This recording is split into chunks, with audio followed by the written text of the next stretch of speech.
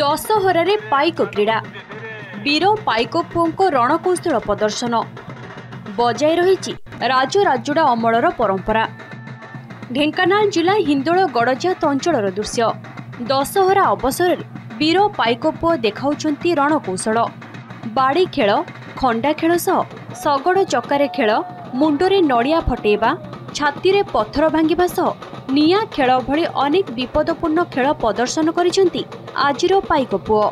हिंदोल गड़जात अंचल गाँ मानकरे देखिबाकू मिले एही क्रीड़ा। वीर पाइक पुओ माने एही खेल माध्यम रे तांकर वीरत्वर परिचय देथांती। परंपरा आमे पूर्वर आमर पूर्वपुरुष माने खेली आछंती से संस्था को आम बचाई रखा आमे भी किसी खेल प्रदर्शन करुचु। लोक मान मनोरंजन भावी पारती किंतु ये मनोरंजन नुहे आम ये आम संस्कृति आम मन भावुँ आम आम संस्कृति बचाई रखीचु। आम से संस्कृति बचाई रखापी हेले आम ये कला छाड़ी पार्बू ना। ये कला हूँ आम जीवन।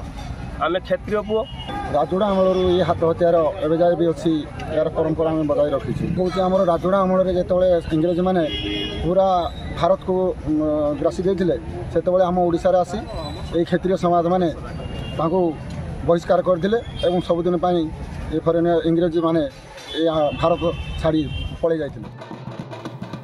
दुदुरकोट गाँ पाइक संघ पक्षर पाइक क्रीड़ा अनुष्ठित होईछि। इष्ट देवी रामचंडी को पूजार्चना पर गाँव में एही वीर पाइकों द्वारा विभिन्न प्रकार रणकौशल प्रदर्शन करा जायथाय। एहाको देखिबाकू आखपाख अंचलर शह शह लोके एकाठी होइथांती। सरकार एहाको केवल क्रीड़ा भावे मान्यता देइछंती हेले कौनसी आर्थिक प्रोत्साहन मिल नथिबारु पाइकों भितरे असंतोष प्रकाश पाइछि।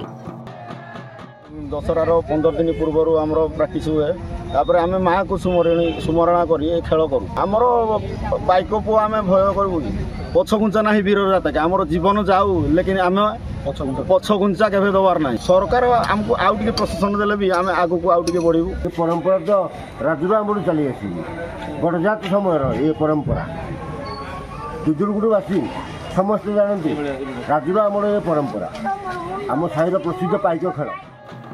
सरकार आर्थिक प्रोत्साहन जोगाइले एही क्रीडार प्रचार प्रसार होई पारंता बोली साधारण रे मत प्रकाश पाइछि। हिंदोलरू विक्रम साहू को रिपोर्ट, नंदीघोष टीवी।